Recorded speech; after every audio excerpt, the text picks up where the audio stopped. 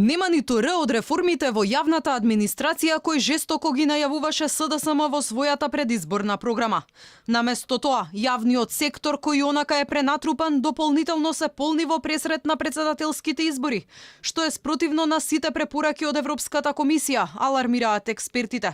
Иако законот дозволува вработување во јавниот сектор пред да се распишат изборите, сепак, зголемениот број на административци може да се протолкува како желба на власта за гласови на предстојните избори, вели поранешниот антикорупционер Воислав Зафировски.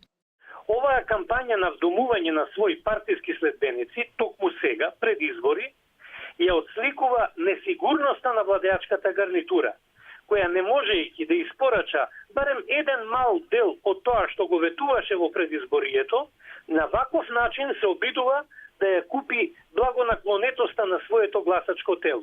И за професорката по политички науки Марија Ристеска, патот кон ЕУ кон кој се стреми владата предвидува суштински реформи во јавниот сектор и намалување на бројот на административци, а не вработувања со партиско влијание. Овие нови работни места треба да се анализираат од аспект на европската интеграција повторно, бидејќи тоа е процес кој што треба да ги подготви институциите со кадри кои што ќе можат да го извозат процесот. Треба да се види дали новите работни места одговараат на потребите кои што произлегуваат од европската интеграција и конечно какви се компетенциите кои што се бараат за нововработените и дали истите кои што ќе бидат вработени ги задоволуваат.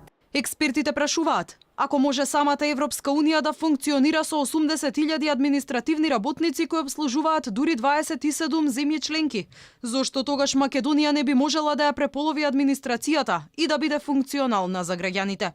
Инаку само од стартот на годинава, над 150 огласи за вработување во државните институции распиша владата.